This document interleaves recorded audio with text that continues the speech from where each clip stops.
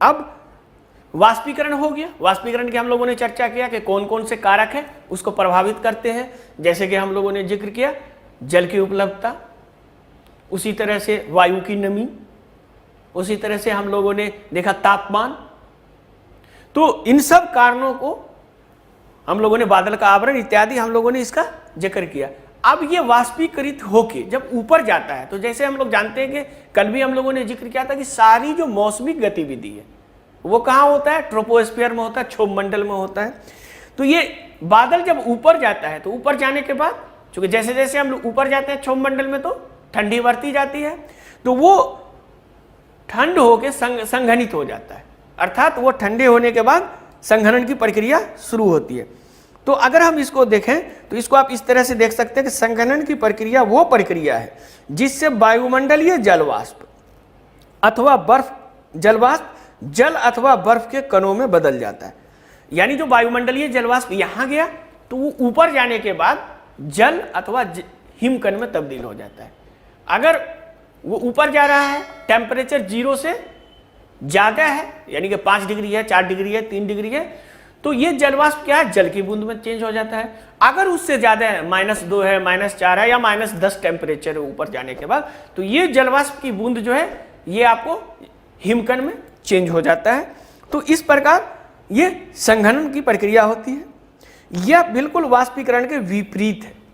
वाष्पीकरण में हम लोग क्या देखे थे, जो तरल जल है यानी जो लिक्विड जल है या मतलब लिक्विड जल है, ये क्या हो रहा है, उसका वाष्प बन रहा है, और यहां उल्टा है, यहां वाष्प फिर से लिक्विड बन रहा है वायुमंडल में जाके। तो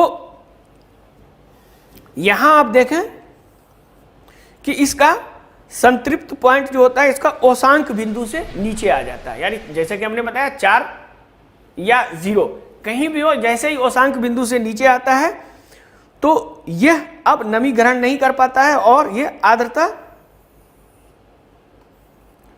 पानी की बूंदों या बर्फ के कणों में बदल जाता है। ये यानी जिस पर संघनन होता है तो वो अगर 0 से नीचे है टेम्परेचर तो बर्फ के कणों में बदल जाएगा, अगर 0 से ऊपर में है ड्यू पॉइंट तो आपको ये जल की बूंदों में चेंज हो जाएगा और फिर तक इस प्रकार वो वर्षण करेगा।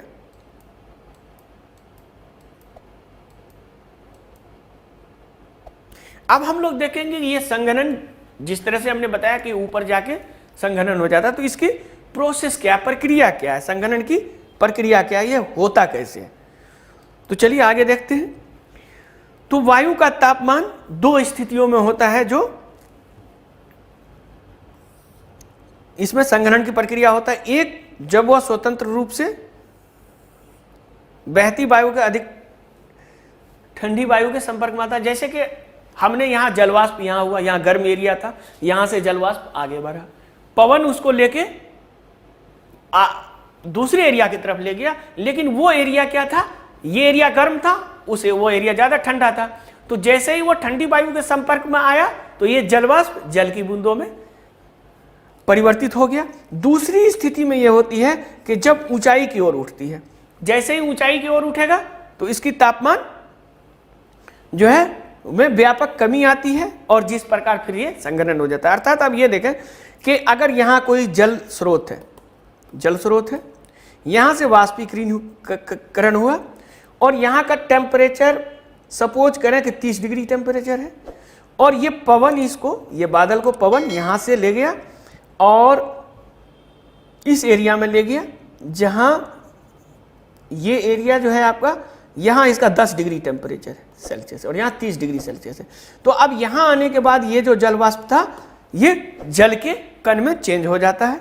तो ऐसी स्थिति जब होती है तब यहाँ फिर ये संघनित हो जाता है। दूसरी स्थिति ये है कि अगर ये पवन यहाँ लेके आया और यहाँ कोई पहाड़ है, तो जैसे ही ये पहाड़ के ऊपर जाएगा, ऊपर जाने के बाद क्या होगा, ठंडी हो जाएगी हवा, और ठंडी हो जाने के बाद फिर ये संघनित हो जाएगी।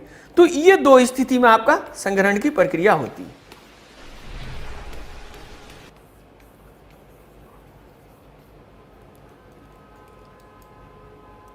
तो संघनन में जो होता है संघनन के लिए एक, जैसे कि हमने कल बताया था कि एरोसोल क्यों महत्वपूर्ण है, जो प्राकृतिक एरोसोल होता है जिसमें संघनन में धुआं नमक, धूल के कण इत्यादि चारों ओर होता है, क्योंकि ये जलवाष्प के कण को अपने चारों ओर संघनित होने के लिए आकर्षित करता है। जो ठोस कण हमने बताया था कि सूक्ष्म ठोस कण होता है, और ये सूक्ष्म कण जो होता है जो जलवाष्प को अपनी ओर आकर्षित करता है, इसको हम लोग कहते हैं आर्द्रता ग्राही केंद्र या हाइग्रोस्कोपिक न्यूक्लियाई।